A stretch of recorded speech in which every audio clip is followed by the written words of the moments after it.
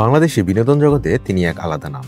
সাবিলা নূর modelling দিয়ে শুরু করে নাটক, ওটিটি আর এখন বড় পর্দায় জায়গা করে নেওয়া এক উঠতি তারকা। তাণ্ডব সিনেমায় শাকিব খানের বিপরীতে বড় পর্দায় অভিষেক, এতেই বদলে গেছে তার ক্যারিয়ারের গতি। কিন্তু এরপর ছোট পর্দায় আর নেই, এখন পুরোপুরি ব্যস্ত বিজ্ঞাপন আর নতুন সিনেমার প্রস্তুতিতে। সাবিলা নূরের যাত্রা শুরু হয় মডেলিং দিয়ে। তার স্মার্টনেস, ক্যামেরা ফ্রেন্ডলি লুক আর ন্যাচারাল এক্সপ্রেশন দ্রুতই তাকে নিয়ে আসে অভিনয়ে। কিছু বছরের মধ্যেই তিনি হয়ে ওঠেন টিভি নাটকের সবচেয়ে ব্যস্ত ও জনপ্রিয় মুখদের একজন। টিভির পাশাপাশি সাবিলা সফলভাবে কাজ করেছেন ওটিটি প্ল্যাটফর্মেও। থ্রিলার থেকে রোমান্স, বিভিন্ন চরিত্রে নিজেকে প্রমাণ করেন তিনি। আর সেখান থেকেই পরিচালকরা তাকে পর্দায় ভাবতে শুরু করেন। 2024 সালে এলো বড় খবর। বাংলাদেশের জনপ্রিয় নির্মাতা রায়হান রাফির সিনেমা তাণ্ডবে সাবিলার প্রথমবার বড় পর্দায়। আর তার বিপরীতে ছিলেন বাংলাদেশের সুপারস্টার শাকিব খান।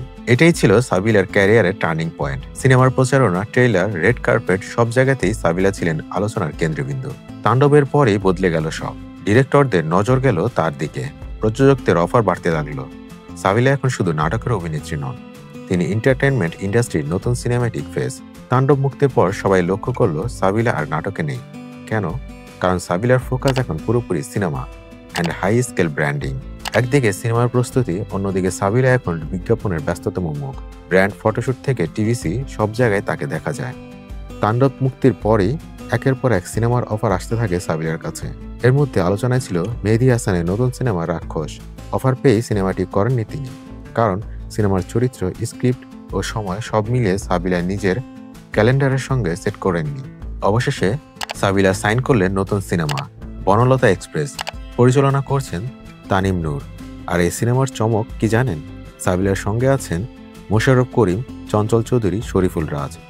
একসঙ্গে 3 জন টপ লেভেলের অভিনেতার সঙ্গে সাবিলার স্ক্রিন শেয়ার। এটা তার ক্যারিয়ারের অনেক বড় মাইন্ডফ্লক হতে যাচ্ছে। শুটিং শুরু হবে এই বছরের ডিসেম্বরেই। বছরের শেষে আবারও সিনেমায় পুরোপুরি ব্যস্ত হয়ে পড়বেন সাবিলা নূর।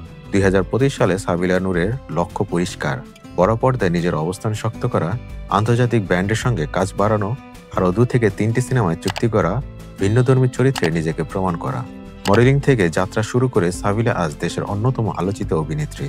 দর্শকদের এখন একটাই প্রশ্ন: সাবিলা কি হয়ে উঠবেন বাংলাদেশের নতুন সিনেমাটিক আইকন, নাকি এখানেই শুরু হলো তার বড় পর্দার সোনালী অধ্যায়? সময়ই দিবে এর উত্তর।